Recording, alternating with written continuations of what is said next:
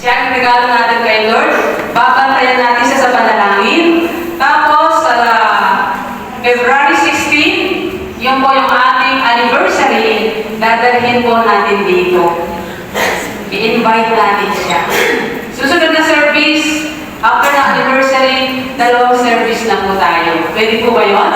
Yes. Tayo po lahat sama-sama para kay God. Isa lang po. Amen? Okay po ba yun?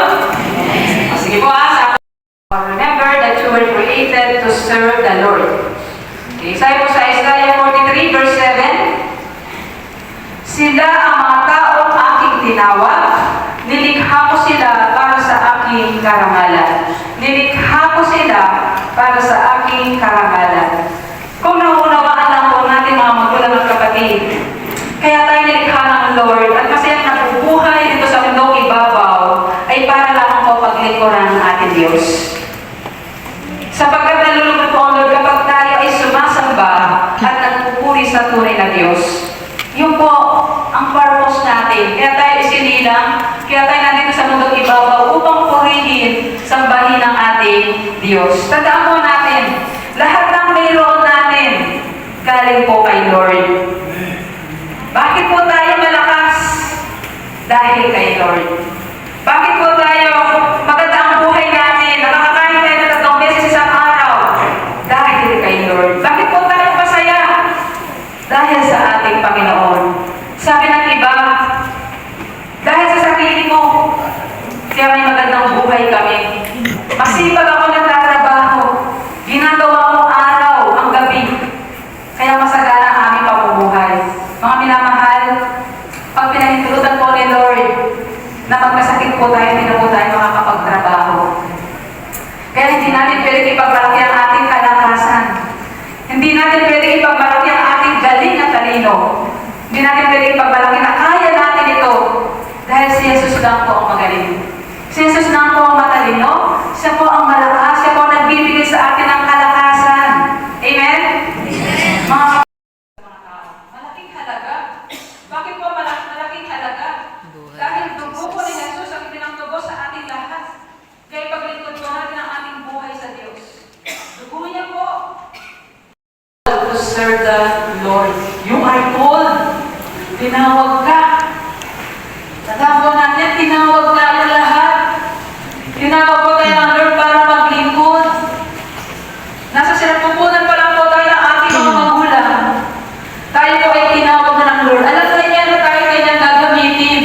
Nasa tiyan pa lang tayo ng ating mga magulang. Alam na niya. Sabi nga ni Bishop sa akin, alam mo naman, nasa sinapupunan ka pala nila nanay. Magiging pastora ka na. Oh, sabi ko, pastora na agad. So alam na lang, Lord, nasa sinapupunan pa lang tayo ng ating mga magulang. Tayo gagamitin. Kanya-kanya kidagdag po.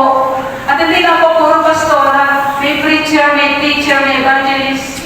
Marami po yan. Nagagamitin po ng ating Lord. Sabi ko nga po, kahit nagligpit ka lang ng upuan, ministry na po yun. Naglilingkod ka na. Yung concert ka sa church, may makita kang kalat, kukunin mo, ministry na po yan. Amen? Amen. So, tinawag po tayo lahat. Advance po ang ating Diyos. Meron po siyang plano sa bawat isa po sa atin. Nasa isip at puso tayo ng Diyos. Nasa sinapupunan pa lang tayo ng ating mga magulang, ng ating nanay. Ang problema po, ito po ang problema. Minsan po ang tao, madaming excuse. Dahil kung excuse ang tao, madaming dahilan. Sabi ka ng tao, Lord, hindi po ako marunong. Lord, hindi ako marunong magsalita. Nabubulol ako. Ako din po, nabubulol. Pero ginamit ako ng Lord. Mahihiyain din po ako. Alam niyo po ba, pag may bisita sa bahay namin, aakyat na po ako sa taas. Pagkatapos magmano-manis na po, mahihiyain po ako. Ayaw ko nagsasalita sa maraming tao. Kaya dami natin excuse, di po ba? Sabi ka nang, natatakot ako, Lord. Ayaw ko maglingkod, natatakot ako. Baka makapahiya ako. Nanginginig ako. Kaya mo kaya reason ng Lord, busy ako, tsaka na lang. Kaya mo namin dahilan na di po tayo makapaglingkod. Pero tinatawag na po tayo ng ating Lord. Tandaan po natin. Ito po, paalala po sa atin. Makikita po natin sa 1 Corinthians 1:27a. Tayo po ganon. Piliin ng Diyos